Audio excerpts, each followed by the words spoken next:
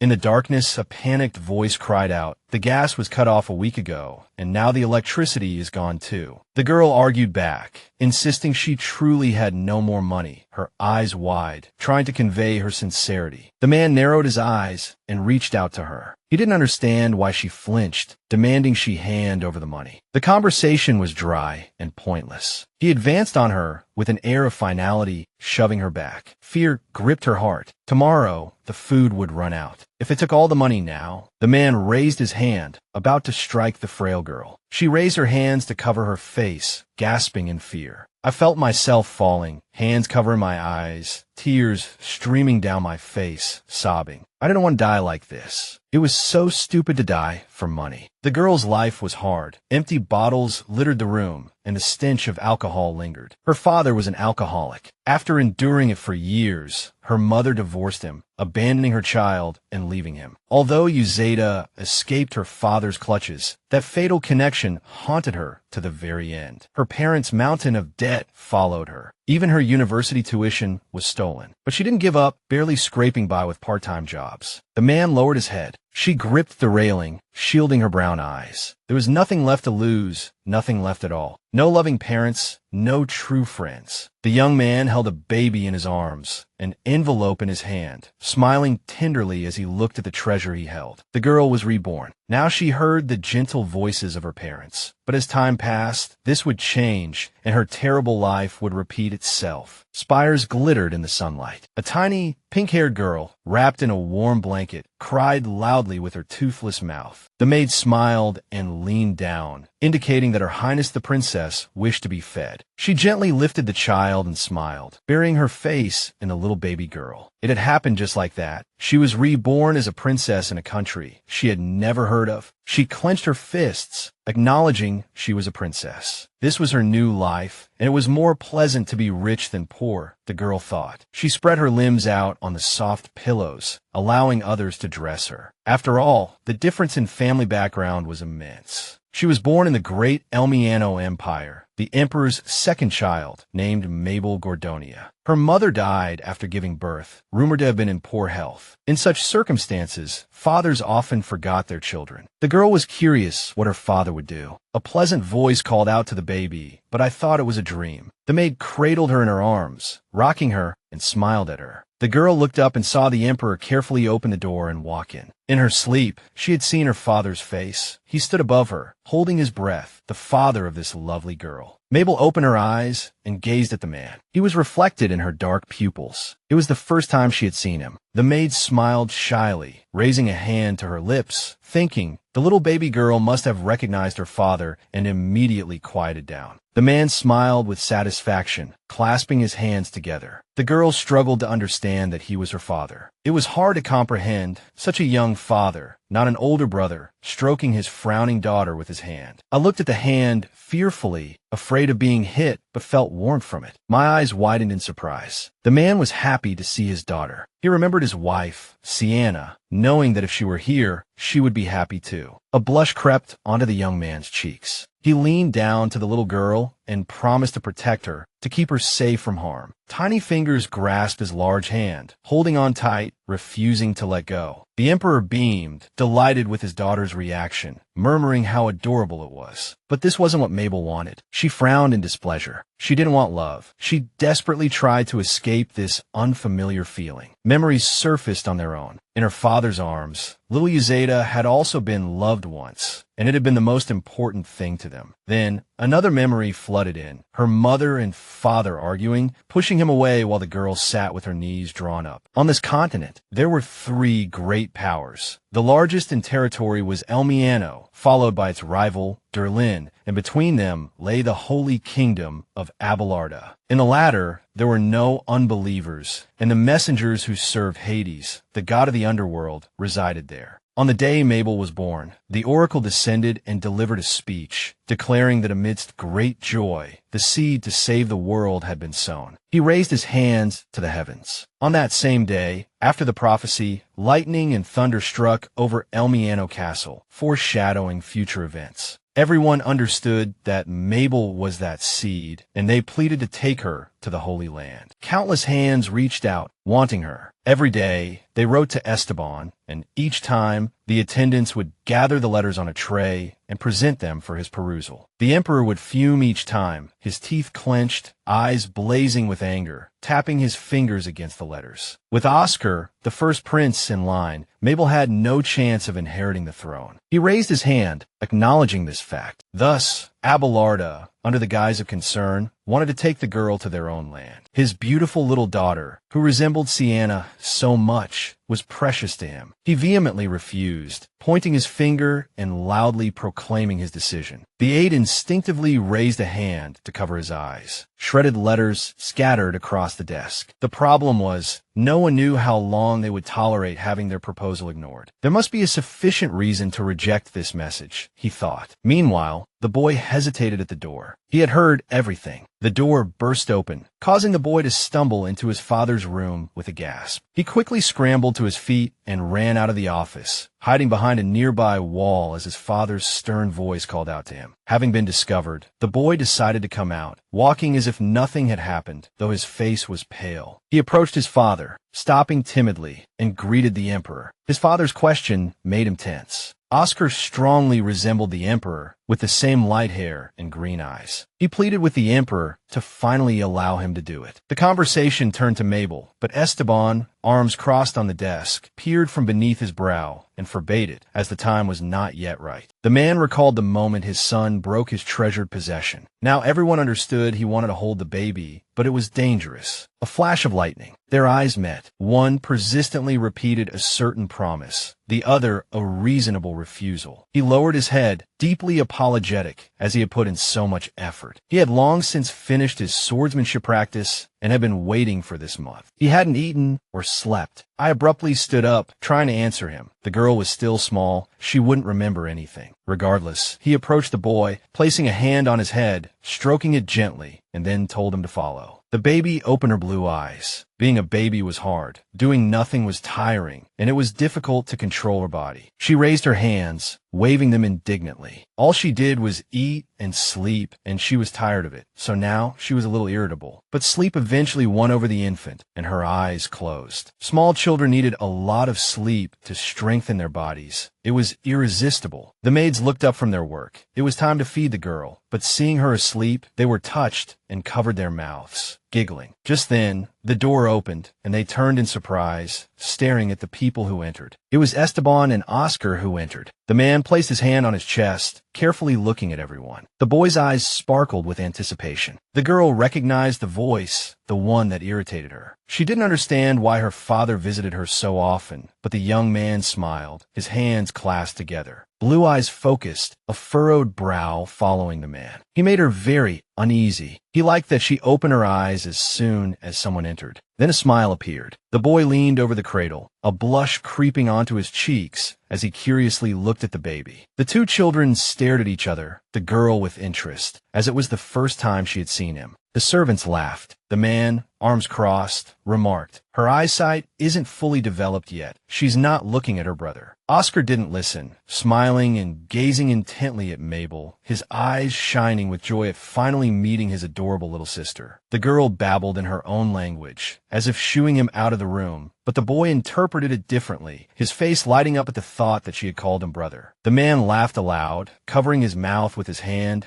correcting Oscar by saying that she most likely said dada. The little girl became even more indignant, screaming as if calling for her nanny. The nanny, startled by the sound, turned her gaze towards her. When she looked at the cradle, Mabel was reaching out her arms towards it. The nanny bustled into action. It was time for the girl to eat. The nanny took the baby in her arms and brought her a bottle. She grumbled in dissatisfaction. She didn't like the people in the room, especially those who watched her eat. But the girl considered the boy more carefully, noticing his resemblance to his father and realizing he was her brother. She would resort to extreme measures. The girl grabbed the bottle with both hands and sucked vigorously, drinking hurriedly. Everyone in the room realized the princess was very hungry. She impatiently gulped down the mixture in the bottle, just wanting the two men to leave as soon as possible. It was becoming difficult to drink anymore. A blush crept over the baby's body, and she suddenly opened her eyes as if noticing something. The child eventually fell into the man's arms, still wanting the bottle, and he extended his hand. The little girl was almost asleep. Then he turned to the girl, announcing that it was now time for the father to feed his daughter. She squirmed in Emperor Esteban's arms, wanting to crawl away, but her expression showed she didn't really want to, and the man just laughed, finding it amusing. Mabel didn't like this. It felt uncomfortable, but she couldn't handle the adults, so she had no choice but to drink from the bottle. The Emperor watched the little girl take small sips, a faint smile on his face, his heart rejoicing for this child. After she finished everything, the man leaned over the baby. Seeing this, and realizing what he wanted to do, he widened his eyes. Two people were standing near a fountain. The long repairs finally finished. The girl nodded with a smile. Now everything was fixed. The young man snapped out of his memory, drops of water sliding down his face, looking at the girl in disbelief. Someone shouted, "Your Highness." Everyone looked at him in horror and screamed. This had never happened before. Mabel, in her father's arms, realized that something strange was happening again and looked at all the servants and her brother, Oscar. He declared that the milk Mabel had spit up on him was holy water. Everyone gasped and surrounded them. He carefully wiped the corners of Mabel's mouth with a handkerchief, the little girl staring at him intently. Thinking about those words, digesting what I had heard, I knew that so-called holy water, but I couldn't believe it and thought it was a stupid joke. The man wiped the drops of water from his face with a handkerchief, squinting his eyes, while Mabel, on the contrary, looked upset, strangely enough. The atmosphere was very warm. The maids clasped their hands, looking at the father and daughter with admiration. Esteban pulled Mabel closer, and her gaze met Oscar's, a spark passing between them. Oscar clenched his fists and called out to his father. His whole appearance seemed timid and cute, his large green eyes pleading. Esteban turned to him. Mabel babbled, wanting to say something about his strange behavior, but no one understood her. Oscar also wanted to hold her, his green eyes full of pleading. Mabel clung to her father, but he refused, knowing he couldn't hold or touch her. Mabel breathed a sigh of relief, and Esteban laughed. It was good to know Oscar understood what was wrong. Mabel could only shift her gaze from one person to the other, praying to the gods in her heart for just one thing. That was to be left alone. But apparently, the gods didn't exist because Esteban once again happily pushed open the nursery door and walked in. Oscar hadn't disappeared either, each time he looked into the room with a happy smile, and called Mabel's name. This wasn't what Mabel wanted. She didn't want any more attention. She listened, frowning discontentedly at everyone. She wanted to think about Oscar, but the decorations on the bed caught her attention. She liked them very much. For Mabel's emotional development, Esteban abolished the family's religious beliefs. His aide tried to dissuade him, but without success. Mabel pricked up her ears when she heard about animals hatching from eggs. This topic was very interesting, especially on her birthday. The divine beast looked like a cat with golden fur. The maids argued, one sure it was nonsense, the other proving she was right. Mabel lay there, thinking about what else a baby with her memories could do. She wanted a boiled egg. It was all the fault of these girls. They started talking about eggs. She immediately returned to the topic of the beast. While the two were arguing, Mabel decided to try again today. She stretched her arms out in front of her when no one was looking, training to control her body. She needed to grow up fast. Thanks to the training, Mabel could now control her fingers and even hold a toy today. I wanted to try something more difficult to get serious. I needed to learn how to roll over, and I also needed to lift my head. I spread my arms out to the sides, concentrating my strength, but no matter how hard I tried, I couldn't do it. Tears rolled from Mabel's eyes. She desperately wanted to grow up quickly. She waved her little hands on the blanket, unable to even walk, unable to push the blanket away, her hands dropping helplessly. Oscar peeked inside, and, seeing that Mabel wasn't asleep, happily walked in, leaves stuck in his hair. She stared at the ceiling discontentedly, while Oscar had already run to the crib, calling her name. He reached out and fixed the blanket covering Mabel. Nanny reminded Oscar that his hands were dirty. He turned to Mabel, pointed his face, and smiled brightly. Now, he was going to wash up and change, and then come back. He answered quickly, Mabel was straining at that moment. She tried again, but failed. Nothing worked. She even broke out in a sweat. Nanny anxiously touched Mabel's forehead and, seeing the cold sweat, her eyes gazed worriedly, afraid she was sick. She called loudly for Lemira, sending her for the doctor. Everyone was shouting and fussing, taking care of her highness. Mabel reached out, trying in vain to stop the maids, but they couldn't see her anymore, and she couldn't tell them they had all misunderstood. Oscar emerged, drying his hair with a fluffy towel. Startled by the commotion the maids were making, his green eyes widened, and his hand paused mid-dry as he heard the news of his sister's illness. In that instant,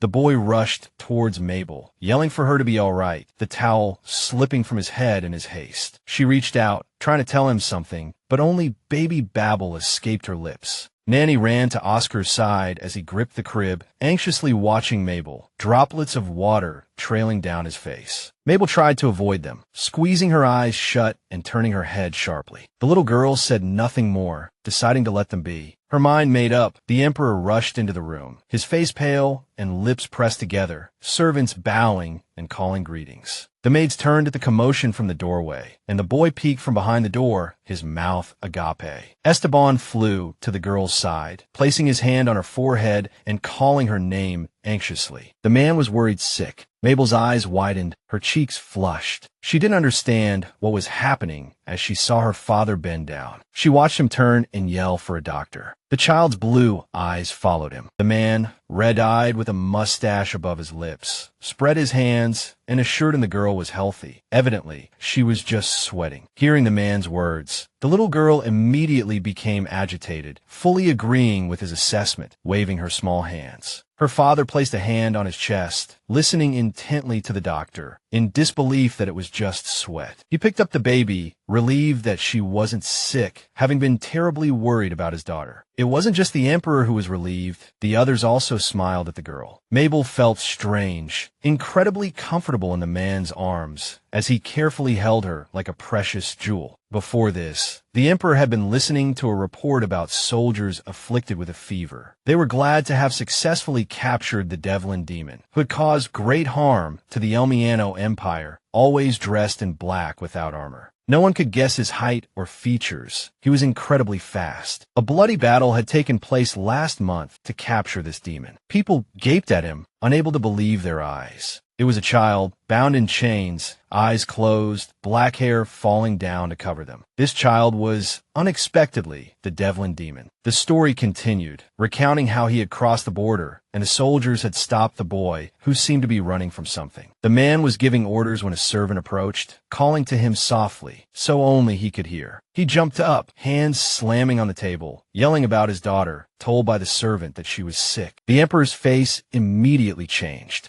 Those present watched him, worried by his sudden action, not understanding what had happened. They whispered amongst themselves, discussing the recently born princess, sharing what they knew. They also discussed the little girl's appearance, her hair inherited from her mother, blue eyes from her father. In short, they agreed that she must be lovely. But when they realized the man had gone to see his sick daughter, they immediately became alert, stopping their discussion, worried for her. They all greatly respected the deceased empress. After her death, Esteban had reverted to his days as the Bloody Emperor. The maids began whispering worriedly about the little miss, covering their mouths with their hands. They didn't like the sweat on the little girl. The baby fell asleep, mittens placed on her hands so she wouldn't scratch her face, and nothing could disturb her slumber. There were no peaceful days in this palace. The maids argued about the blanket, one of them finding it too stiff. Nanny gave orders for things to be brought into the room and sent a page boy on another errand. Everyone tried to adjust Mabel's clothing so she wouldn't sweat anymore. Even days later, the flurry of activity didn't cease. Oscar smiled, asking how his sister was feeling,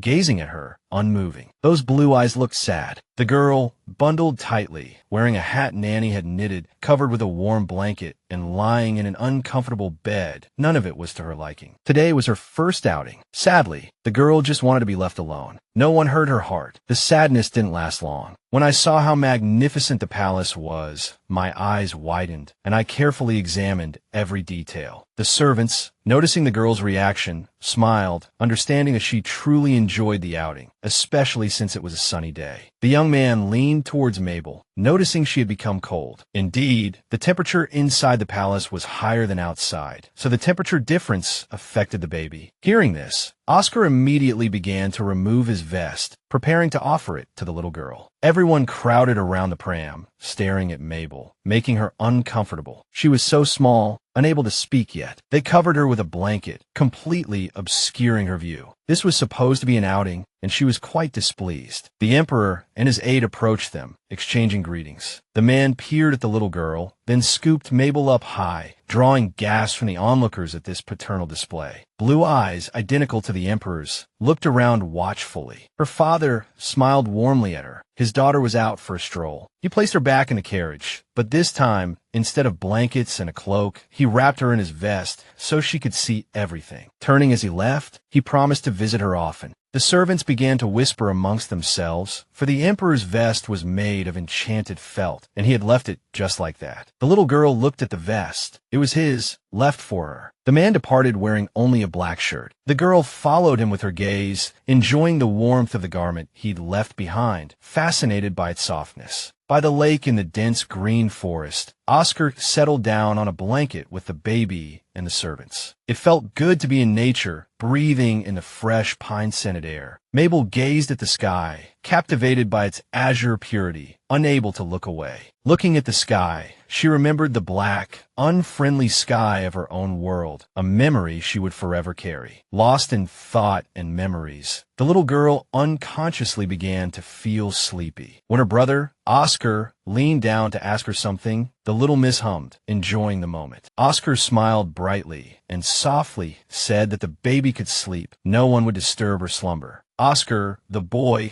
held Mabel, the girl, closer, his warmth enveloping her. She didn't know why she liked this feeling so much. Mabel thought about how this boy was always there, genuinely happy to help whenever he could. She still found it hard to accept that this was her family now, wary of her father and brother who genuinely cared for her. Suddenly, everyone in the forest clearing was distracted by something nearby and turned their heads. Upon closer inspection, it was a divine beast. Its bright red tail shone like the sun, illuminating everything around it. Mabel's blue eyes widened with delight, her mouth agape in surprise. It was the first time she had seen such a mythical creature. It did look like a cat. There were no such animals in her world, so she stared at the creature. Nanny leaned forward. Mabel, the girl in Oscar's arms, waved her hands, signaling them not to leave her behind but to take her along too. Oscar, the boy, reluctantly handed Mabel over to a maid. Mabel couldn't believe they would go without her. She wriggled in the smiling maid's arms, realizing she wanted to go too. So she pleaded with Oscar, the boy. Mabel, the little girl's cheeks flushed, and she nodded her head, eager to see, even starting to make sounds. Silence fell over the clearing in the middle of the forest, even the servants pausing their work. All eyes were on Mabel. The little girl herself didn't understand what she had just said. Her blue eyes looked at the comical expressions on the faces of the servants and her brother, Oscar. Oscar, dumbfounded, placed a hand on his chest, recalling his earlier question about his sister babbling. He couldn't believe it. He looked at her. Mabel was unhappy about the strange sounds coming from her mouth, even though she, too, wanted to see. The servants began to whisper, having clearly heard the word meow. It was a truly adorable phenomenon. Mabel, the girl, looked at Nanny, not understanding the reaction. The bewildered and delighted expressions raised many questions in her mind. The reason was that the 2-month-old baby had started talking so early. It was then that she realized she had meowed too soon. Mabel analyzed the situation and realized it was probably because she had gone from being an adult to a baby, turned into a baby. I looked at my hands, unable to control my emotions because my body was not yet fully developed. I silently scolded myself for being so hasty in uttering my first word. The maid enthusiastically played with her hands. Princess Mabel thought to herself that if she started talking this early, she truly was a genius. The maid picked Mabel up and hugged her tightly. The first word had been spoken. The maid was practically choking with joy. Mabel pushed with her little hands. The maid sat down with the little girl, trying to decipher what she was saying. Oscar, the boy, noted that it was the first word. Oscar clenched his fists in displeasure, angrily declaring that he had lost to a cat. The first word was meow, not brother. Mabel noticed his downcast eyes and the dullness in his green gaze, as if this had hurt him. I didn't understand what had shocked him so much. I softened towards him, extending my arms toward my brother, Oscar. Oscar, confused, looked at her, hesitant to pick her up. The maids gently noted that she wanted him to hold her and smiled. For so long, Mabel had never initiated a hug, but now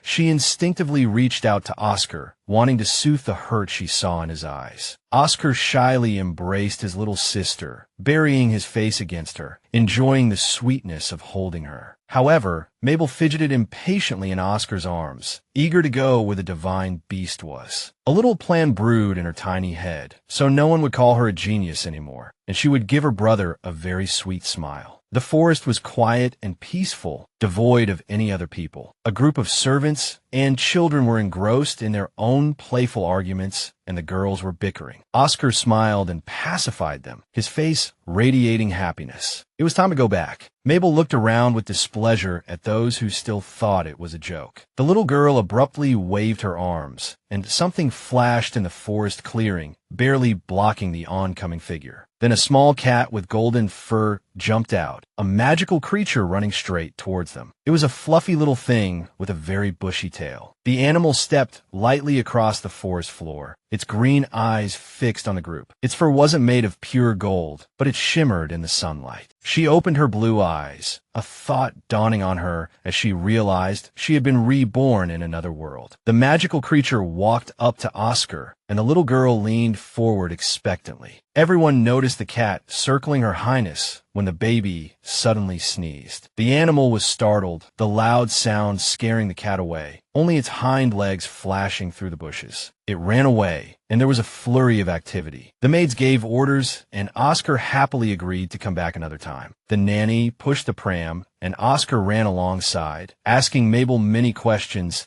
intensely interested in everything about his sister. Sitting up in her pram, she noticed someone she had never seen before. Oscar was also looking in that direction, at a person with sharp eyes and flowing auburn hair. It was the Duchess Donovan. Oscar looked up at the maid and tugged at her sleeve as if asking something. Mabel tried to stop the pram and spoke to him, Oscar. Mabel seemed to have heard of this Duchess somewhere before, and after a moment of thought, it dawned on her this was Oscar's real mother. The great Emperor Esteban had been married twice. His first marriage was a political union with Pacifica Donovan. They divorced shortly after Oscar was born, and the woman later became a duchess. Esteban then married Mabel's mother, Sienna Gordonia. People had praised the couple, saying they were a match made in heaven, but unfortunately, the empress died in childbirth. Oscar put his hand on his chest, his gaze dimming. The young boy was afraid of his mother, and Mabel felt uneasy in the presence of this lady. After all, Mabel was the beloved daughter of the Duchess's husband with another woman, so her fear was understandable. Both Oscar and Mabel breathed a sigh of relief as they moved away from the Duchess, and the nanny sadly shook her head. She noticed the worried looks of the nanny and her brother. There seemed to be some commotion ahead, and the girl heard snippets of conversation. Mabel noticed the knights were unable to move, a phenomenon that piqued her interest. I looked around and saw a hooded child, dark threads of power emanating from him. Someone shouted that the protective magic had failed. The nanny, Oscar, and Mabel were right in the boy's path, unnoticed by the soldiers. Those people were scattered by the impact, their backs arched, crying out in pain, but some withstood the blow. Mabel stared at the boy, seemingly holding her breath. Someone nearby shouted, "Everything's all right." Intense red eyes landed on Mabel, staring unblinkingly. The moment their gazes met, the world seemed to freeze, as if only the two of them existed. The boy's mouth opened slightly. Mabel experienced a strange feeling, but she couldn't look away. The silence was broken by Oscar's voice, who put his hand on his chest and told the nanny that it was dangerous here and it was time to leave. Mabel reacted as if she had just woken from a spell, agreeing that they needed to leave, and touched the armrest of the pram. The hooded boy, seeing Mabel being taken away, lowered his eyes, not daring to look up again. He just stood there waiting. Mabel watched sadly, not understanding what was happening, only listening in alarm as people gave orders. As she passed Oscar, she glanced sideways at him and saw his tense expression as he kept looking back at the hooded boy. The servants reported what had happened, how the boy, called a demon, had rebelled, waving his arms, unable to control his emotions. The boy was supposed to be transferred to the dungeons, but he lost control in the middle of the imperial palace. The man raised his hand. All of this was expected. However, what tormented him even more was something else. The demon had encountered Princess Mabel on her very first outing. He covered his face with his hands and screamed. Despite everything going seemingly well, he was mortified by this encounter. They had already imagined the Emperor's reaction, knowing how protective the father was of the baby and how furious he would be at this information. The man reporting was drenched in sweat, but the next word from the servant allowed him to breathe a long sigh of relief, his body leaning forward slightly. Oscar cheerfully exhaled and entered his father's study. His father was calmly handling official business, still unaware of the events in the courtyard. The Emperor looked up, his azure eyes scrutinizing the boy, waiting for him to explain his presence. The young man who had previously lamented the demon's encounter with the little princess also arrived with a report about Mabel. Before the man receiving the report could speak to the servant, he hastily began to explain, gesturing with his hands to illustrate the distance and circumstances between the children. The Emperor calmly lifted his teacup, closed his eyes, and remained silent, only a single word escaping his lips. The young man was stunned by the Emperor's reaction, completely taken aback. He held up a finger and added that the little princess had seen a mythical creature. And this news sparked fury. The cup in His Majesty's hand shattered into small pieces. Oscar noticed the atmosphere had somehow become heavy. The Emperor folded his hands, not looking up. A flash of lightning crossed the sky. He raised a hand to his forehead and asked the servant what the little princess had said. The servant tugged at his hair, worried about the expensive items placed near Esteban. Tears welled up in his eyes, his hands clenched tight, his gaze fixed on the porcelain now reduced to shards. The Emperor abruptly stood, hands braced on the table, immediately wanting to see Mabel, all because he hadn't heard his beloved daughter's first word. The young man became somewhat embarrassed, covering his mouth with his hand. Everything else wasn't particularly important,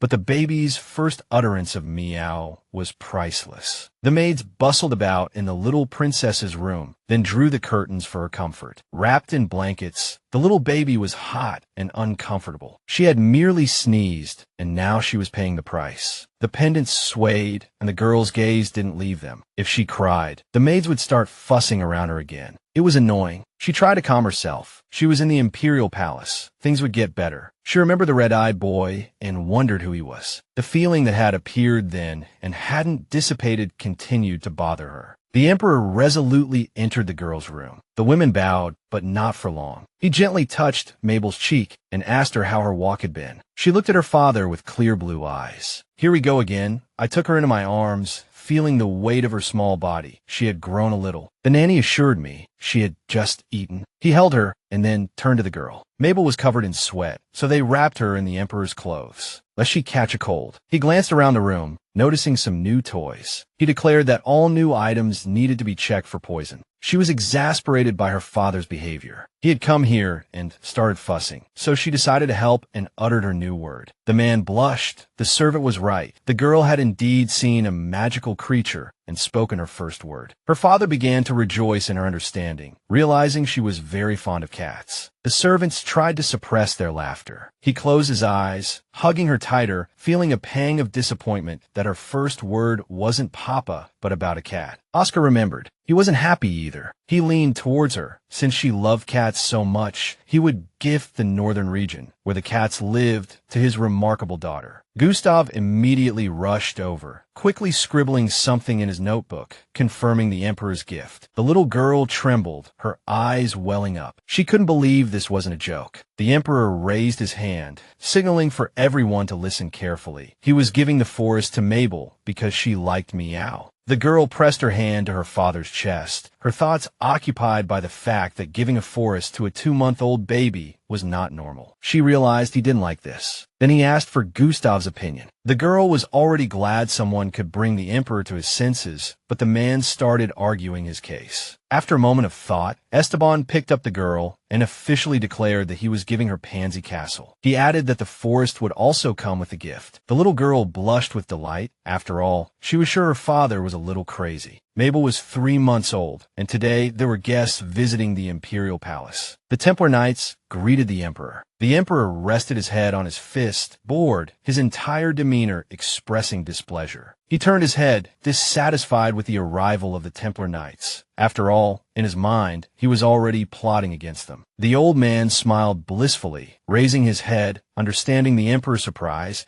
as no one expected them to appear here so soon. He grinned, placing a finger to his lips, a glint in his eye as he directed them to examine the letter they had brought. The old man smiled, his eyes crinkling, accepting readily. He would endeavor, as this was of vital importance to everyone. But first, the tale of the girl must be told, adding another name to the name. The servant looked at him with a hint of despair as he realized Winter was the prophesied name. When Her Highness the Princess was born, the Holy Kingdom had declared that Her Highness's middle name was Winter. Before he could finish, the Emperor sharply pointed out their disregard for the oracle, his blue eyes flashing, his hand gripping the armrest of his chair so tightly a crack was heard. I had assumed it was mere coincidence, unrelated to the prophecy. The old man raised a hand to his lips, chuckling softly, having anticipated the Emperor's reaction and not at all surprised. Those standing beside the Emperor, who had believed him changed after his marriage, now paled, fearing a return to his old ways. The thought of Mabel, the infant who had been suggested to be sent alone to the Holy Kingdom at birth, made the Emperor grit his teeth, his jaw muscles taut with fury. He reached into his pocket, attempting to retrieve something, stating that the Holy King had commanded this be given to Her Highness. Upon seeing this, Your Majesty will understand everything. He placed a gold chain with a pendant on a box. I recognized this pendant. The Emperor snatched it, taking it in his hand. It belonged to the previous Emperor. He received aid during his struggle for the throne and left this pendant as a mark of merit. The old man rolled his eyes, thinking now it was this man's turn to pay the price for this object with his child. The Holy King only wished to protect the one spoken of in the oracle. He looked up, realizing they likely wouldn't be able to take the child. The Emperor hadn't expected this response. He'd assumed they would persist in demanding Mabel. Regardless, these people were a nuisance. They would relent for now, but they had a small request. The Emperor stiffened, leaning forward. He listened intently. Then his face lit up with delight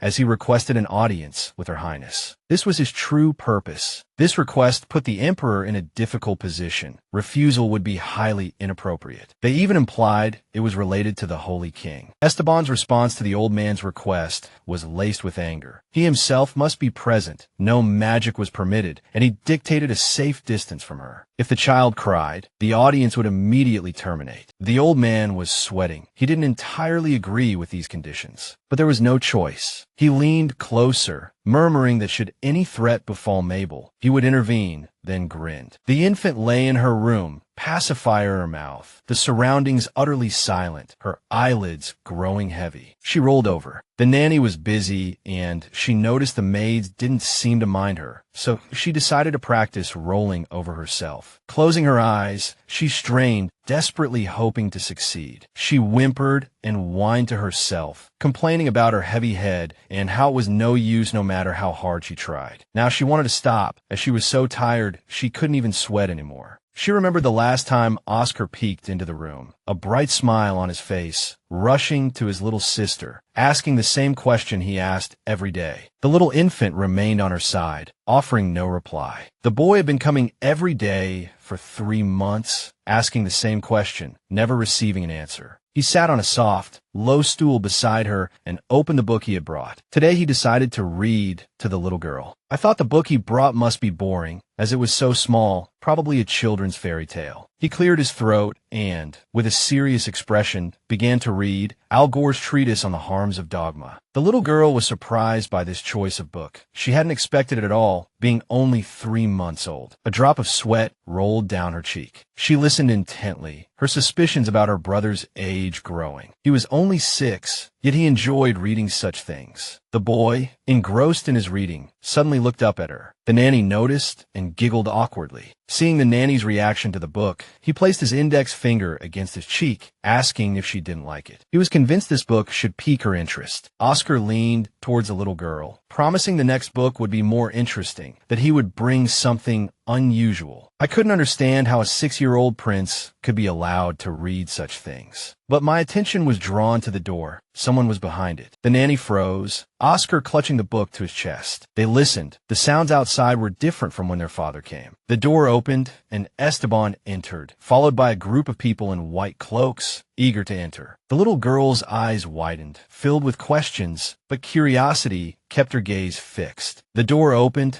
and those in white cloaks entered, hands clasped before them, smiles transforming their faces. The little girl screamed inwardly. The most important of them, the old man, stepped towards her, holding his breath as he declared, "This is Her Highness the Princess." He placed a hand on his chest, overjoyed, for he saw the girl was filled with a powerful force, her eyes shining with the light of joy. Mabel pressed her lips together, closed her eyes, and her cheeks flushed. The closer the holy man in the snow-white robe came, the more nauseous she felt. Esteban stepped forward, stopping the moving man with his hand, reminding him of the conditions. The old man closed his eyes, the smile not leaving his face, a blissful, deep smile as he attempted to argue with the emperor. He didn't obey, instead reminding them again of the oracle's prophecy. He couldn't contain his impulse. "We believe the oracle is not so important," the man interrupted. "The girl has not yet awakened, but she already possesses sufficient power, infinite divine power hidden within her." She squeezed her eyes tighter, the blush spreading down her cheeks. She felt worse and worse. She tried to hold on, but the man's proximity made her feel sick. The old man glanced sideways at the girl, as if sensing her condition, but didn't leave the room. Oscar leaned down to his little sister, placing a reassuring hand on her, telling her that they were priests from Abelarda and whispering that everything was all right. Esteban diverted the children's attention, reminding them that the purpose of the old man's visit was to see Mabel. The man in white confirmed this, immediately bowing and greeting, hand on his chest, the smile still playing on his lips. But their conversation didn't end there. He asked about the Devlin demon. They wanted to know how long they had kept him in chains. They knew he'd been held hostage for a month. He was a gifted young man, after all. They also inquired about the victims. All those in the know admitted that even with power-suppressing devices, it was difficult to control the boy, which was why so many had been injured before. She had previously thought the nickname was a joke, but now she realized the young man possessed power. She feared him. The emperor's eyes widened, his mouth slightly agape. He heard from the holy men that something was being planned, something terrible and dangerous. He glanced sideways again, warning, "Be careful. This boy is very powerful and is being used for evil purposes." At this, they bowed, bidding farewell to the girl, addressing her by her full name, Mabel Gordonia, promising to meet again, and then, without straightening, back towards the exit. As soon as those in white cloaks left, Mabel's fingers, which had been gripping the pillow, loosened, and she felt much better. She stared thoughtfully at her hands. There had been no hostility in the old man's gaze. She hadn't sensed any danger. Strangely, she felt cold. The maids and Esteban watched the departing figures in white. No one dared to speak first. Oscar, ignoring his father's presence, expressed his opinion to him, surprised by how quickly they retreated. Esteban covered his face with his hand, thinking, sensing something approaching. The Holy King would surely come up with something. The girl was thinking about how she needed to learn more about everything as her little brother touched her tiny fingers. She also connected herself with the holy men from Abelarda and Esteban, who desperately resisted, not understanding why they needed this infant and what they would do with her. Oscar looked at Mabel in surprise, her green eyes fixed, unblinking, and he noticed her deep in thought. He understood what was tormenting Mabel, assuring her that there was no need to worry, that she wouldn't understand now, but everything would become clear later, and smiled sincerely as night fell. The nanny lit the candles and stayed in the girl's room with Esteban, speaking in whispers, afraid to disturb the infant sleeping soundly on this quiet night. Mabel seemed asleep, but as soon as the servants left, she opened one eye to see if she was alone. She was delighted. The girl clasped her hands together. Nighttime was the only time she could train, and although until recently the nanny had stayed with her, everyone was gone now. She clenched her hands inside her mittens and began to try with all her might to roll over. Training was in full swing. She pushed the blanket off her feet, stretching her arms out to the sides. No progress. She sighed heavily, dreaming of already knowing how to walk. The girl admitted to herself that every time her father and brother came to visit her, showing tenderness and love, she felt awkward. They didn't know her thoughts. She reasoned that if they knew what she was thinking, they wouldn't want such a daughter and sister. Mabel's blue eyes looked sad. She was worried. She seemed to be deceiving everyone. She needed to grow up quickly and get out of here. A strange sound interrupted Mabel's thoughts. Her nanny shouldn't be nearby. The little girl lay still, listening intently. A slight breeze brushed against her, and she realized the window was open. Fear gripped her, beads of sweat forming on her temples. She remembered her nanny was always meticulous and would never forget to close the window. Footsteps echoed in the silence. Someone was entering. A dark figure slipped through the window, making no sound and not hurrying towards the crib. As a stranger drew closer, Mabel held her breath, her cheeks flushing crimson, tears welling in her eyes. She narrowed her eyes, her small fists clenching in front of her, frustrated that she couldn't even turn to see who it was. She squeezed her eyes shut, her hands trembling as fear washed over her. If he came through the window, it certainly wasn't the Emperor. She dismissed that thought. Opening her eyes, she listened to the footsteps that seemed strangely familiar. In the silence, accompanied by the distinct rhythm of the steps, the stranger approached. The man in white robes extended a hand. Mabel recognized him. He had been here before. A faint smile played on his lips, as if he knew she wasn't asleep. She pressed her lips together, glaring at the old man. Yes, it was him. She had heard he wanted to take her away, and that's exactly what he was here for. Mabel watched his hand reach towards her. He was here to steal her, yet his movements were oddly gentle. She could cry out for help. Bringing her tightly clenched fists to her face, she whimpered, taking full advantage of her infancy. The old man faltered, his mouth slightly agape, his hand hovering in midair. His eyes widened, staring at the princess. The crying ceased momentarily. She lowered her hands slightly from her face, a flicker of triumph in her eyes as she observed the old man's bewildered expression. He shook his head, seemingly confirming no one had heard the princess's cries, and then tried to soothe her. It didn't work. Mabel erupted into a loud wail, just like any startled child, the sound echoing in the stillness. Hearing his daughter's cries, Esteban rushed towards the sound like a shadow, appearing almost ghost-like at the doorway to the little girl's room. The old man paled, glancing around. He breathed a sigh of relief. It seemed everyone was asleep. No one had heard. Time was running out. He had to move quickly. A flicker of panic crossed his features as his hand, previously frozen in midair, reached for the girl again. Mabel screamed inwardly, not wanting to be touched by that abhorrent hand. She cried even louder than before, trying to evade the reaching hand, flailing her small arms within the confines of her swaddling clothes. She willed her tiny body to obey. Just as the old man's hand was about to touch her, Mabel, to her own astonishment, managed to roll over onto her stomach. She let out a happy puff of air, hardly believing she had actually rolled over. Joy sparkled in her eyes. At that moment, Esteban burst through the door, calling out to his daughter in a voice filled with urgency, a bead of sweat trickling down his cheek. Esteban recognized the old man. His hand went to the hilt of his sword as he advanced. A single movement would unsheath the blade. He uttered the name Montego as he closed the distance between them. The old man, his face a mask of confusion, flushed crimson, his mouth opening and closing as he tried to explain that he hadn't even touched the princess. He reached out, stroking his daughter's back, wondering how she had ended up in this position. Upon hearing that her highness had rolled over herself, her hand went to her sword, drawing it from its scabbard. A glint of light flashed in Mabel's eyes. The old man fell to his knees, clasping his hands together, swearing on his God that he was telling the truth. Listening to the unfolding scene, the little girl felt a pang of worry for the old man. She didn't want him to die, because he was, in fact, telling the truth. She stared at her small hands. If the old man died, Mabel would be sad. She decided, this time, she would help him. The sharp tip of Esteban's sword pressed against the old man's throat. Mabel fidgeted restlessly in her crib, whimpering and panting, trying to roll over again. Esteban gritted his teeth, words escaping through clenched jaws, completely ignoring the old man's futile attempts to explain, giving him no chance to defend himself. Rage clouded Esteban's vision, as if lightning crackled behind him. He was furious with himself for missing the beautiful and significant moment of his daughter rolling over. In the room, Mabel clutched at Esteban's elbow, asking about the barrier in the crack, looking up at his face, waiting for an answer. Both of them closed their eyes, heads bowed slightly, sweat trickling down their cheeks. They knew full well the gravity of the situation. This girl was not just any child. She was second in line to the throne of Elmelo and the sole heir to her mother's kingdom. He cursed the old man from Avelardo. Who would have thought they would resort to such measures? Esteban surmised they had planned to cause a scene during their audience. A cold glint flickered in his ice-blue eyes as he gazed thoughtfully out the window. They had been plotting to kidnap his daughter from the very beginning. He thought furiously he should gouge the old man's eyes out. The soldiers lowered their heads, understanding the gravity of the situation. The Oracle and Mabel herself had witnessed the Emperor's fury. Esteban, hands covering his face, roared that he wanted the man's eyes. Those around shoved and pushed the old man forward. A soldier's reflection appeared in the window pane as he tried to speak to Esteban. Esteban didn't immediately turn. His eyes narrowed as he listened to what they were trying to convey. He pressed a hand to his temple, closing his eyes. The soldier bowed deeply. Esteban was torn. Diplomatic relations were important, but he couldn't ignore Mabel's distress. Esteban's mouth opened, his face paling at the words. He asked again, making sure he'd heard correctly. The Emperor turned, looking to the side, his gaze sweeping over everyone present, analyzing what had just been said. The old man hung his head. It seemed the rumors of the Emperor's favoritism towards the princess were true. He forced himself to calm down, feigning patience. Esteban took a step closer to the old man, muttering curses under his breath, but the decision regarding the old man's fate had already been made. Esteban had one more question. He stood opposite the soldier, leaving him stunned and speechless. The Emperor needed his insight on a matter. He stroked his chin, thinking that Mabel needed a guard, a knight who would always be by her side to help and protect her. Looking over the soldier's shoulder at the bowed figures of the others, Esteban asked if anyone was willing to undertake such a heavy responsibility. The soldiers' spines began to tremble. They knew it would mean hellish training and endless work, with death as the penalty for the slightest misstep. Fear gripped them, silencing any volunteers. The unwavering gaze in his blue eyes was both captivating and terrifying. Impatience roughened his voice as he repeated his question. A man unafraid of the position stepped forward decisively, his steps firm, his hands clenched into fists as if to affirm his words. He raised his hand like a student answering a question, a small smile playing on his chapped lips. He agreed to become Princess Mabel's guard. The candles had long since burned out, the room now illuminated by daylight, birds chirping merrily outside. It heralded awakening and a new day. Mabel lay in her crib, arms outstretched, grateful that in this harsh world, she could suck on her pacifier and think of nothing. At least for now. The maids, hands clasped over their mouths, admired little Mabel, finding her utterly adorable. But Mabel's thoughts were on the old man her father, Esteban, had dragged out by the scruff of his neck. A young man and woman began to discuss the baby's actions, bickering like an old married couple, yet inseparable. Mabel listened to them talk about her, finding it dull. She wanted to hear about the old man. She knew the young man and woman had grown up together, as close as siblings. She felt a pang of envy. She, too, longed for family. Lost in thought, Mabel didn't notice the door open, revealing the soldier who had volunteered to be her constant guardian. He walked silently across the soft carpet, straight to the girl's crib. His steps were so light, they made no sound. Not even his breathing could be heard. The princess was sleeping. As he approached, she opened her eyes to see who had come, her pacifier still in her mouth. The green-eyed young man leaned down, a smile instantly brightening his face, and greeted the little princess. Mabel considered him for a moment, then with a puff spat out her pacifier, which flew somewhere behind the crib, along with a bit of her drool. The young man chuckled, scratching the back of his head, his eyes following the trajectory of the lost pacifier, and waved his hand dismissively. Mabel wondered who this was. He certainly didn't look like an assassin. He didn't. The young man sat down and retrieved the pacifier. He found the girl both cute and amusing. Her startled reaction was quite entertaining. He didn't dare offer the pacifier back to her just yet. He held the pacifier in his fist, his eyes crinkling in a smile as he asked her what she thought of him. It was clear little Mabel took an instant dislike to him. The nanny appeared in the doorway, mildly scolding the young soldier for arriving so early. Mabel perked up. If the nanny knew him, he must be all right. The man turned to look at her. She was hurrying towards them, a warm smile on her face, her cheeks even flushing a little. He turned and, as the nanny approached, elegantly raised his hand to his lips, greeting Countess Ruth. Mabel, meanwhile, was trying to place his last name. It hit her who he was, a memory flashing back to the Duchess Pacifica. The man was lost in pleasantries. Hearing that this man was to be her guard, Mabel rolled over in front of the nanny, lying on her side, her blue eyes wide. She couldn't understand how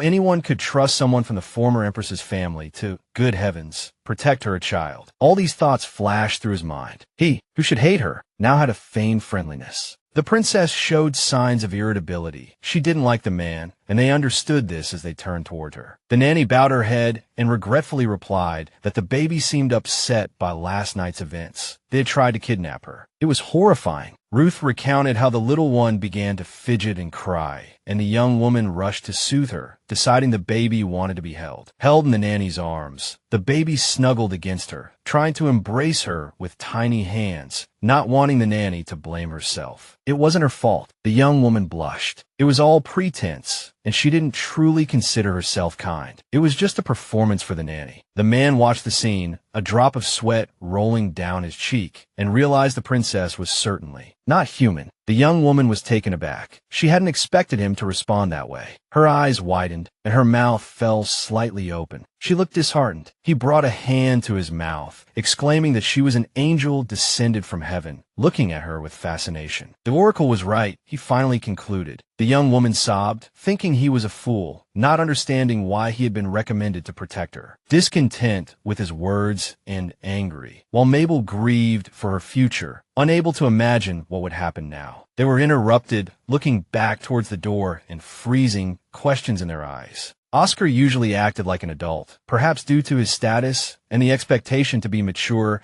as the first in line to the throne. But upon entering the baby's room, he became a normal boy his age, and now he opened the door without knocking, causing confusion. A happy smile on his face and his eyes closed in obliviousness, he saw the two of them. He froze in surprise, stammering a few words. He hadn't expected to see his uncle here. Finally, the man spoke, sternly scolding the boy. It was time for lessons, and yet he was loitering. His expression changed, his eyes darkening. Oscar fidgeted with his hands. That wasn't right. He had completed everything correctly. All the tasks the adults had given him were done, and a smile touched his lips. The man put a hand on his hip and continued to scold the child, speaking of his disappointment in him and implying that future heirs shouldn't act that way. Mabel snuggled closer to her nanny, not understanding her uncle's severity, because just a moment ago he had been smiling. Even if he and Ermiano weren't a reason to deprive a 6-year-old boy of his games, she thought to herself. Of course, she looked at her nanny and saw that she, too, was embarrassed, her face flushed. She was also the boy's nanny. Oscar was an obedient boy, so he hurried to the door and almost opened it and went out, but his sister decided to help him. There was a squeak from the baby, an attempt to make a sound, her green eyes moving with surprise and expectation. Tears shimmered in Mabel's eyes, the moisture threatening to spill down her cheeks. She turned towards the boy. She didn't want him to leave, and she began to cry in the nanny's arms, arching her back and not closing her mouth. Countess Ruth looked in surprise at this little bundle in her hands. This had never happened before. Even the man looked at her thoughtfully. Oscar jumped, anxiously reaching out to ask if she was all right, and she reached out to him. He took her and gently held her close, smiling sincerely, glad that she waited for him every day and that even his mood was better despite his uncle's remarks. She nuzzled trustingly against his chest. Her thoughts were only of her brother. Only with him could he be himself. The man observed her, and their eyes met. She didn't want this man constantly near. She was wary and even afraid when her uncle spoke,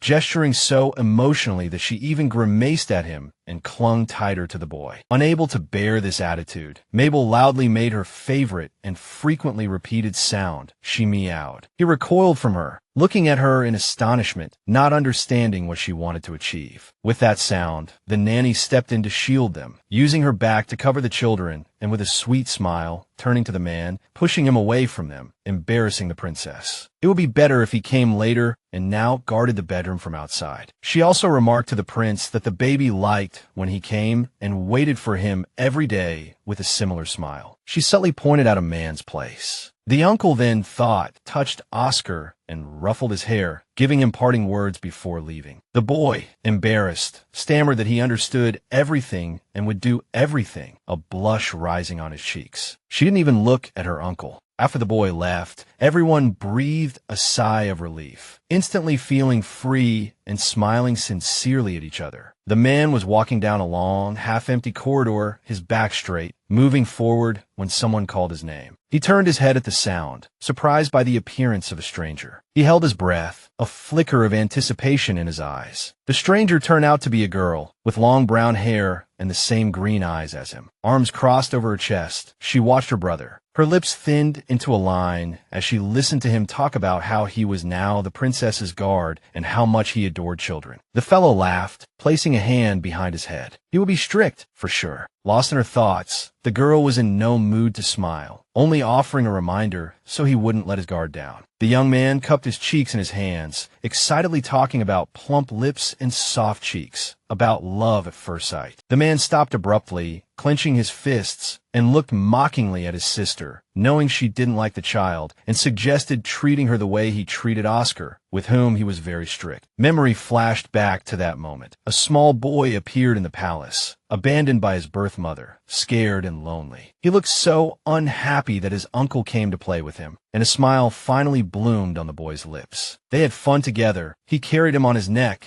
their laughter echoing throughout the garden. Her Majesty, the Empress, also cared for and protected the boy. But since the man, Lissandro, was the brother of the boy's mother, she, Lissandro's sister, wanted to spend more time with him. However, the sister was quite strict, telling this sweet little darling it was time to forget about childish games. She allowed the man, Lissandro, to see him, Oscar, but on one condition. She called him to her quarters and scolded him severely. The key to training Oscar was strictness. The boy tried to argue. After all, he was only 6 years old, but pursed lips were the answer he received. The woman didn't listen to what her brother was saying, clenching her fists and walking away from him with large strides. The man, Lissandro, could only watch her go, surprised by the girl's reaction. Her brother scratched the back of his head. She hadn't answered him a word, even though he waited. I remembered my sister's face, her expression, worried that she would dislike the princess, as they would often meet and see each other once the little girl grew up. He closed his eyes and hummed. How sad it would be if his sister interacted with Mabel the way she did with Oscar. The fox, Lissandro, turned around, and the two walked in different directions, thinking that he should take care of himself first. With that thought, the brother walked away. And while Lissandro was racking his brains about how to make the little girl dislike him, the seasons changed. Spring gave way to summer. The little girl, Mabel, was already sitting at the feeding table, eating her meal, yawning, and feeling bored. The reason, she thought, was probably because she had already lived a whole life. She could already lift her head while lying on her stomach. Crawling was mastered perfectly, and she could also roll over. The only problem was that she only did this when no one was around. The nanny fed her delicious porridge, wondering if she was feeling unwell since she hadn't been moving much lately. The nanny wiped her, Mabel's, lips, praising her for finishing everything today and not even being fussy. She, Mabel, had long wanted to eat real food. She hoped that since she was a member of the royal family, there would be plenty of delicious things to eat. She felt sad for her past life, where she couldn't eat not only expensive and delicious food, but even ordinary things from a 24-hour convenience store. Already lying in bed, Mabel, spread my arms, not wanting to think about those things, otherwise depressing thoughts would be unavoidable. Besides, today Lissandro Donovan was right outside the door, already peeking into the girl's room, the expression on his face quite amusing. The girl, Mabel, made a face and turned her head away. Oscar's godfather, who was also his tutor, was too cruel to the boy, so she was sure she could never get along with him. Just as she was intensely disliking the young man, the fox, Lissandro, entered the room, now playing dumb, making faces and rubbing his eyes with his hands. As soon as she saw him, she, Mabel, grimaced and started slapping the bed with her hands, shouting her favorite word. The nearby servants looked up from their work at her, noticing her expression if she didn't like someone. She would make that face. Listening to another round of bickering between those two, Mabel, hoped the night would end quickly. I really wanted to practice. Noticing that Her Highness was bored, the nanny smiled and suggested they take a walk by the river, as the weather outside was wonderful. She, the nanny, held the little girl, Mabel, close to her chest. Mabel was a little taken aback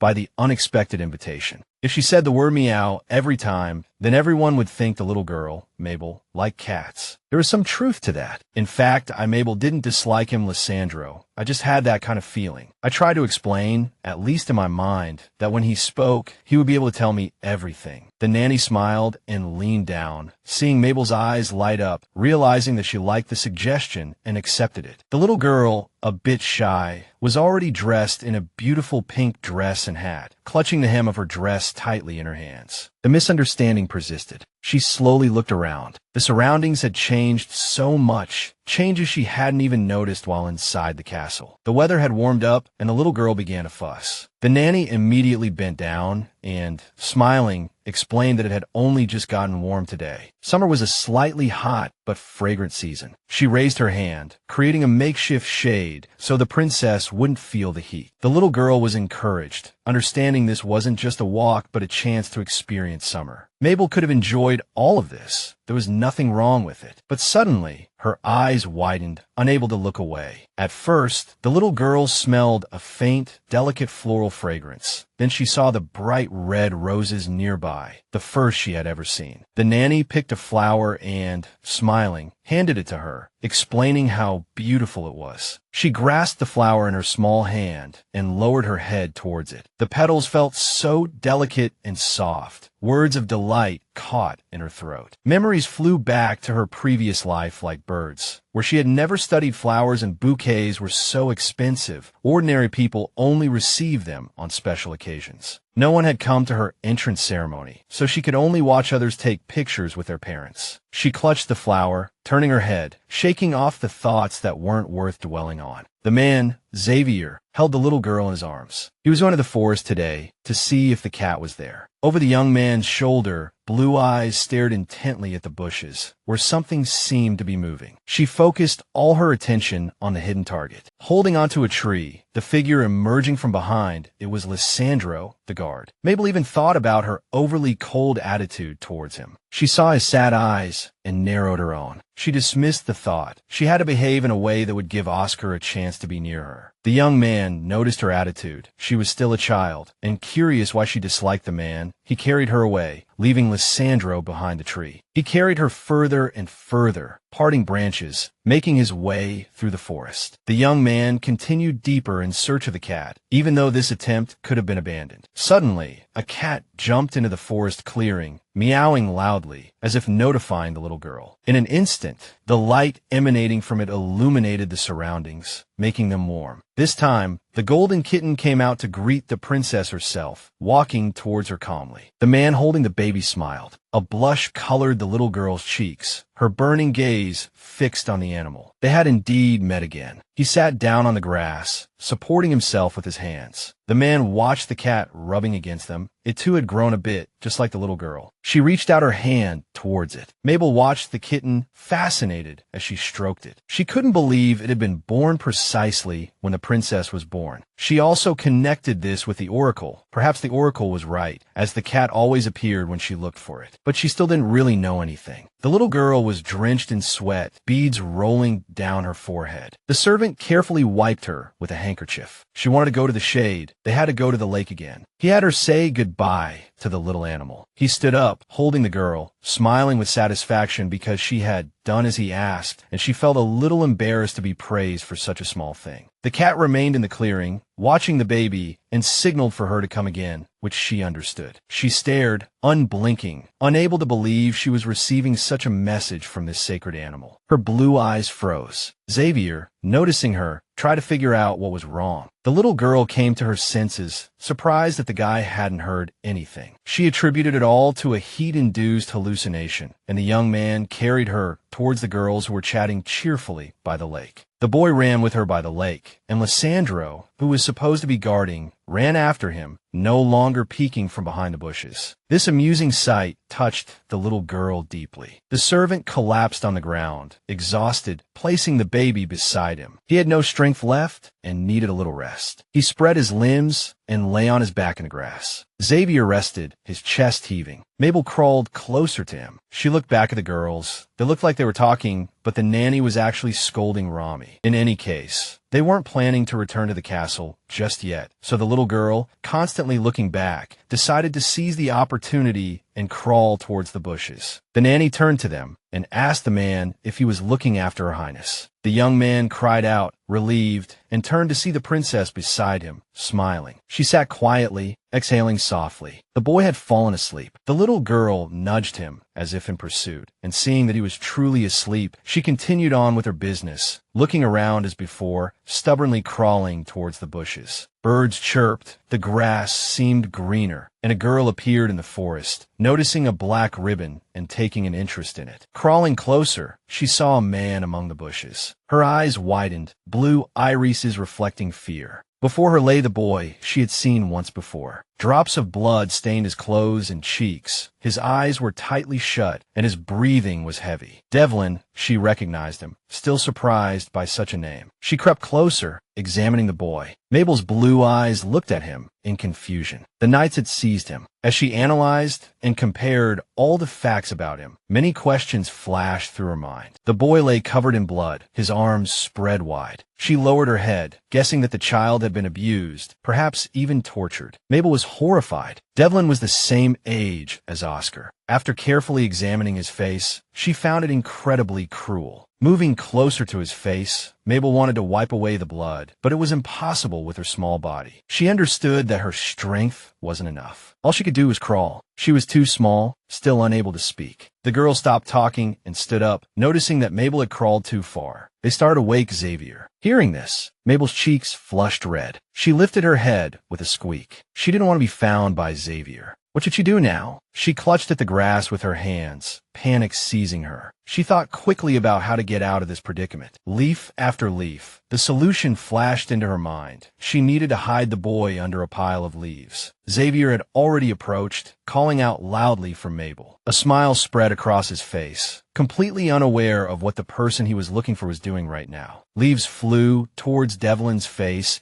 as Mabel carefully concealed her secret. Panting, she threw leaves and debris, raising her hands. At that moment, the boy opened his red eyes, looking in surprise at everything happening before him. Leaves scattered, Mabel's hands froze, her mouth slightly open. He saw her eyes widen slightly too. The boy's red eyes captivated Mabel. She couldn't tear her gaze away. A sudden shiver ran through her when Xavier's voice was heard almost nearby. She looked around. It was best to leave. She pushed herself off the grass with her hands. Her hands were dirty from her recent labors. Leaving Devlin where he was, Mabel crawled away with great effort, quickly moving her hands to increase her speed. Xavier sat down and took Mabel in his arms, smiling at her. Noticing her dirty dress and hands, he asked how she was. The boy lay there, gazing in the direction Mabel had crawled away. He would live. Though he had many wounds, none were serious, and she had done her best. He had a dream. He was floating in darkness for so long that he couldn't remember when it had begun. He kept falling, surrounded only by an unfathomable black night. One day, the boy finally managed to control his body and began to kill indiscriminately, as if he were a weapon born for this purpose. Wandering in the darkness like this, sometimes he would wake up, breaking free from this nightmare. A boy chained, his legs weighted down. He noticed the sphere that suppressed his power. He clenched his fist, sparks of power flickering, and a crack echoed in the silence. The sound was too loud. Attracted by the noise, the guards watching him looked over, terrified, but unable to even move from their spots. By the time the young knights, armed with lanterns and bundles of weapons, ran in, it was too late. Devlin had escaped, hiding behind a tree trunk. He glanced at those searching for him and realized he was in the Ermiano Imperial Palace. Blood stained his cheeks, his lips pressed tightly together. He was still being hunted. Despite his reluctance, he tried to run again, and the chase began. At the moment he was caught, the boy's mind cleared, and it was then he saw the child's blue eyes. He felt confused, his clarity interrupted, and he lost consciousness, falling into darkness. Drops of blood dripped from his hands. This was the first time his chaotic mind had become clear, and he wondered what it had to do with. He had lost too much blood, so he could do nothing but lie in a clearing in the forest, covering his eyes with his hands. It was worth resting a little. If he rested, he could heal himself with his own abilities. And at that moment, the little girl found him. I didn't open my eyes. I didn't have the strength. I thought that such a small thing might be a rabbit, and it would run away on its own. I didn't even suspect who was next to me. As the girl looked at him, the boy wondered why this rabbit wasn't leaving, and the smell of blood was strong. He opened his eyes and saw leaves and debris falling on him, and amidst all this, he vaguely saw the culprit of these actions. The boy paid no attention to the debris. He was more concerned that his consciousness had cleared, as it had last time, and, at the same time,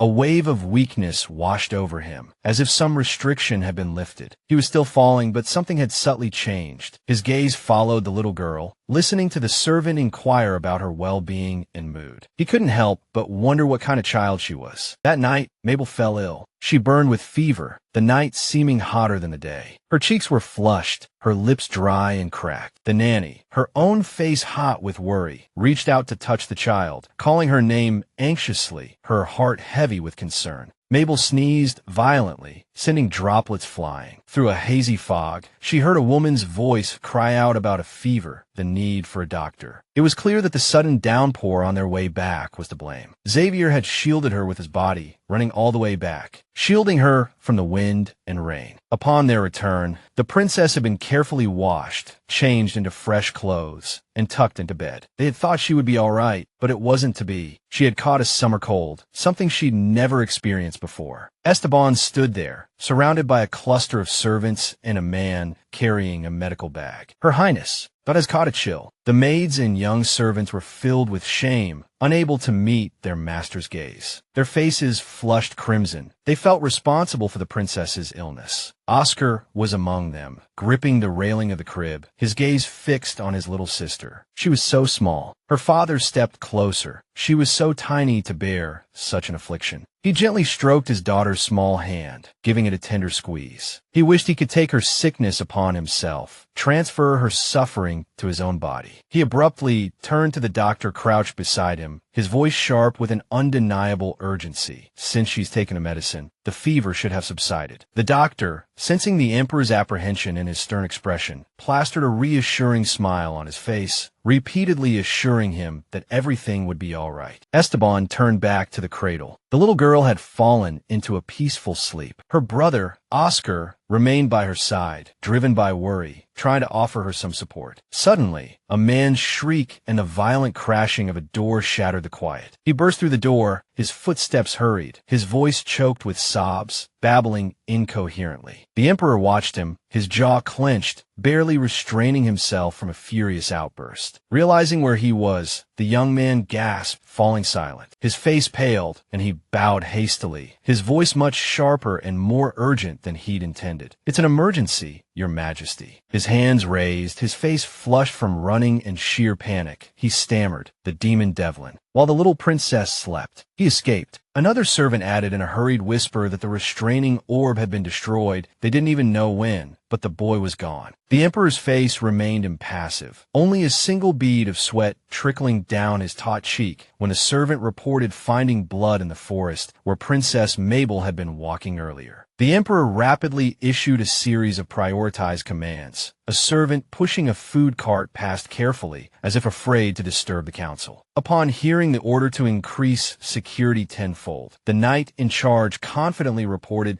that they had already increased it 20-fold. The emperor looked down at the young knight, thoughtfully rubbing his cheek. "The northern part of the forest is worth searching further," he said gravely. With all commands issued, the emperor dismissed everyone from the child's chambers, even Oscar, who had been closely monitoring his sister's condition even with the door closed. But the emperor himself did not leave. He sat down in a chair, dampened a towel and wrung it out, then turned to his daughter. His expression darkened, and he sighed heavily. He knew that this kind of torment, illness, would not be a one-time occurrence, but it was so hard to bear. The child body was so frail and helpless. Despite his empire's mountains of gold and silver, its immense power, he still couldn't save those he cherished. Memories surged, bringing the image of his deceased empress vividly to mind. "Sienna, The last request he had fulfilled for her, and in return, he had lost his beloved forever. Even in her final moments, as she lay dying, she would still tease him, reaching out with the last of her strength, asking for his forgiveness. That was all Sienna could do. He sat powerlessly in the chair, knowing the end was near, not looking up, everything predetermined. When her soul finally slipped free from its fragile shell, he could no longer hold back the flood of tears, gripping her cold, slender wrist, burying his face in her hand. He didn't want forgiveness. He didn't need it. The agonizing pain of loss left an indelible scar on his heart. He vowed to do everything in his power to protect this child, who resembled his beloved wife so much. The Emperor remained lost in his thoughts and boundless fear, a fear that clutched at his heart like a vice, until he heard a faint whimper. He immediately reached for the crib, gently touching his little daughter's soft hand. She was sleeping soundly, her breathing even and steady, the fever gone. He forcefully banished the chaotic, ominous thoughts, focusing all his attention on his child. While his daughter slept, her father, in that moment, just a father, made a solemn promise to her in his heart. He would protect her, he would save her. The little girl had burned so fiercely before, dizzy and delirious, and if the illness had been allowed to run its course, she might have truly died. I struggled to prop myself up on my elbows, but I needed to get up and take my medicine, even if it was expired. I didn't have any money. She took out a strip of pills, closed her eyes, grabbed a handful, and swallowed them dry. It had been over a month since her father died, the girl thought, and her mother was simply gone. In this vast world, the child had to face everything alone. She lay directly on the carpet on the floor, curled up in a ball. Her parents hadn't liked her. They compared her to others and grew even more unhappy with her because of it. She always asked herself why all of this was happening to her. Why exactly, but no one could answer these questions. She clenched her fists, tucked them under her, and began to drift off to sleep when she heard a man's voice calling her. She thought it was her father. I felt a soft, damp cloth on my forehead. It was much more comfortable, and I even managed a small smile. Emperor Esteban stroked Mabel's head, gently telling her that when she recovered, she would definitely play with her father. The girl's dreams intertwined with reality. Tears flowed from her eyes, though they remained closed. She longed for a life where her parents watched over her, but she understood she had no one to rely on. She rested her hand under her cheek. A small smile touched the little princess's lips. She wanted to believe in this dream. The little girl knew that in her dreams, everything would be forgiven, so let it continue. The man noticed her smile and couldn't help but smile himself, relieved. They each had their own pain, and this encounter was important to them both. Sunlight streamed into the room, the light waking the princess. She awoke from her sweet slumber, stretched in bed, opened her eyes, and then froze. Feeling the damp towel on her head, she stiffened, as if yesterday's scene flashed before her eyes. She pressed her fingers to her lips, remembering her high fever and the dream she had had but forgotten. No matter how hard I tried to remember, I couldn't. I shook off these thoughts, stretched, and reached forward. The girl noticed the Emperor sitting in a chair, arms crossed, head down. The man was asleep. Mabel didn't understand why he was here at this hour. Her little head was trying to figure out. As soon as Esteban opened his eyes and saw his daughter awake, he jumped up. He smiled, and then the questions came pouring out. The man wiped the child with a cloth. She covered one eye, not understanding the situation,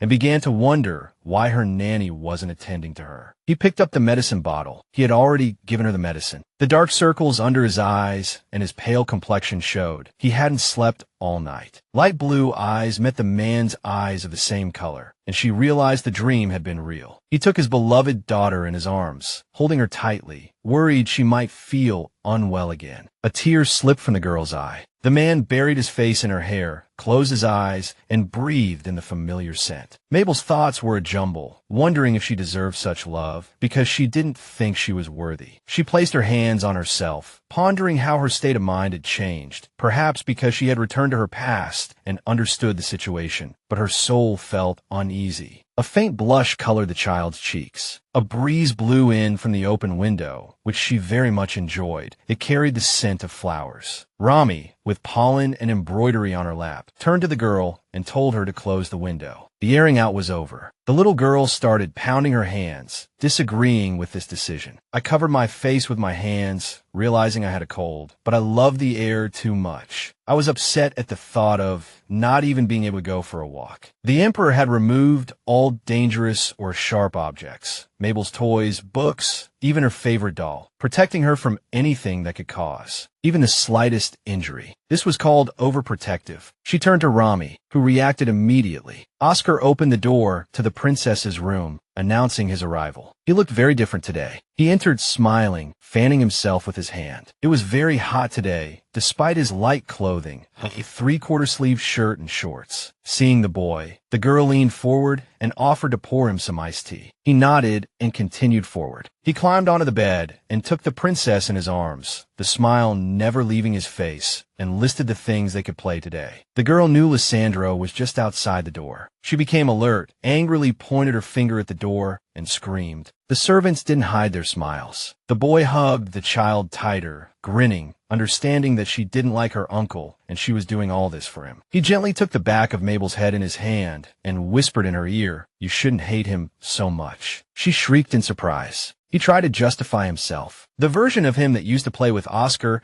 and act more approachable had become stricter since he started acting as a teacher, but it was all for Oscar's own good. He ordered Xavier to bring the books he had left by the door. Mabel grimaced and shrieked. She stared in surprise at the pile of books, seeing how much Oscar had to read, and even took her hand off her brother's shoulder. The books ended up piled on the bed. Mabel began to crawl over them. It was Oscar's homework. There was a lot of homework, and the handwriting was illegible. Mabel couldn't understand it. She complained about God's unfairness, that he could have given her the ability to read. The children settled down on the bed. Oscar held a book in his hands, his sister lying on him, ready to read. I opened my eyes, my mouth slightly ajar. I saw pictures in the book and became very curious. Oscar noticed that, unlike the last time, the book had piqued the princess's interest. The book contained some very dry treatise by Argo Chekhov. This time, Mabel reached for the map. She was interested in learning about the territory. Oscar relented and began to talk about Ermiano. He pointed to the neighboring kingdom of Abelarda, where they would soon be going. He suddenly stopped and told her to forget what he had said. Regarding this, I glanced at my brother. He was very good at looking at maps and explaining everything to me, a real genius, and he was only 6 years old. Mabel held the map, tracing her finger across it, learning many new things, until she found something interesting, pointed it out to her brother, and waited for an answer. She was surprised by Oscar's reaction, until he admitted with a wry smile that it was the Devlin Empire. And when I heard that name, the first thing that came to mind was that red-eyed boy, the Devlin demon. Mabel understood why the atmosphere was so tense, as relations between Ermiano and Devlin were not particularly good. Her hands clenched into fists. She knew there had been a recent skirmish, and the blame lay with a certain individual. Oscar laughed, not understanding why everything had to be explained to the princess, as she was still a child and wouldn't understand. He promised to read a lot of books later, but for now he asked me to stretch my arms forward and hold them there, demonstrating how to do it. Mabel thought, at the age of 6, if not now, when would she play with Oscar? The servants, seeing this scene, were touched. Xavier looked at Mabel with concern. The nanny leaned down, peering over his shoulder. Their concern was that the girl barely moved when she was 8 months old. She lay on her side, fingers at her mouth, cheeks flushed. Certain secret moments evoked nostalgia in her. As a result, overall, the doctor's assessment began to improve. He determined that the baby was healthy, and everything else would catch up. There was no need to worry. The nanny looked up at Mabel. She hadn't expected to worry about her so genuinely, and it still surprised her. She gently stroked Mabel's soft cheek. Mabel accepted the gentle caress with satisfaction and closed her eyes. When night fell and the palace became quiet, Mabel woke up and began to train. She tried to learn to crawl, moving her arms with effort as she lay on her stomach. But she knew this was a completely secret activity. Everything had to be done quietly, without anyone noticing her training. During this time, Mabel learned to roll over and crawl perfectly, an important skill for a baby. She confidently grabbed the edge of the railing, puffing and panting. She just needed to stand up. She worked hard to master this skill, too. This made me so nervous that my small body began to tremble. I gave myself mental commands, closed my eyes, gritted my teeth, and even started to sweat. Mabel was busy trying to stand up, reminiscing about the past. Meanwhile, Emperor Esteban walked calmly down the long corridor, an oil lamp in his hand. Mabel squealed with delight